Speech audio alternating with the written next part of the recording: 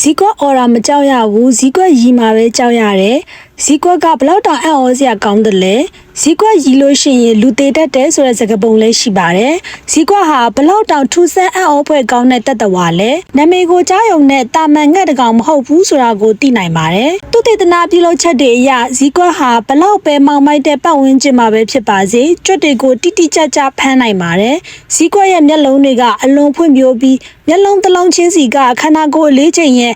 9%ခန့်ရှိပါတယ်လူတစ်ယောက်အနေနဲ့တွက်ရင်3ကီလိုဂရမ် 6.6 ပေါင်လောက်ရှိပါတယ်ညဘက်မှာအမြင်အာရုံဟာလူသားတွေရဲ့အမြင်အာရုံထက်အဆ100ပိုပါတယ်ဒါပေမဲ့အဲ့လိုမောင်မိုက်တဲ့ပတ်ဝန်းကျင်မှာမျက်လုံးကိုကြီးပဲအားကိုးပြီးဖမ်းဖို့ဆိုတာတော့မဖြစ်နိုင်ပါဘူးနောက်ပိုင်းမှာဇီဝဗေဒပညာရှင်တွေရဲ့လေ့လာတွေ့ရှိချက်တွေအရဇီကွက်ရဲ့မျက်နှာဝမ်းဝမ်းကြီးဟာလည်းအားကောင်းတဲ့ရေဒါစနစ်တစ်ခုဖြစ်တယ်ဆိုတာကိုသိလိုက်ရပါတယ်ဇီကွက်ရဲ့နားပေါက်နှစ်ပေါက်ဟာအချိုးမညီပါဘူးအာယုံခဏိုင်ဆွဲရှိတဲ့အကြားအာယုံကနေအတန်နှစ်ခုကြားတဲ့အချိန်ခြားနားချက်ကိုအသုံးပြုပြီးတော့အရာဝတ္ထုရဲ့တိကျတဲ့တီနေရာကိုဖော်ထုတ်နိုင်ပါတယ်အဲ့ဒီနောက်ဝါကွန်းသားနဲ့တူတဲ့အမွှေးမြင့်တွေနဲ့ဖွဲ့စည်းထားတဲ့မျက်နှာဝမ်းကြီးနဲ့ပေါင်းစပ်လိုက်တဲ့အချိန်မှာတော့တိကျတဲ့ရေဒါစနစ်တစ်ခုဖြစ်လာပါတော့တယ်ထို့ပြင်ဇီကွက်ရဲ့ဥကောင်းက280ဒီဂရီထိလှည့်နိုင်ပါတယ်ဒီထက်ပိုပြီးအံ့ဩစရာကောင်းတာကဇီကွက်ရဲ့လေထဲမှာပြန့်တန်းမှုကလုံးဝအတန်မထွက်ပါဘူးဒီပုံကဂျိုးငတ်တွေပြန့်တန်းတဲ့အချိန်မှာအတန်လိုင်းညင်းကွေးဖြစ်ပြီးတော့ဒီပုံကတော့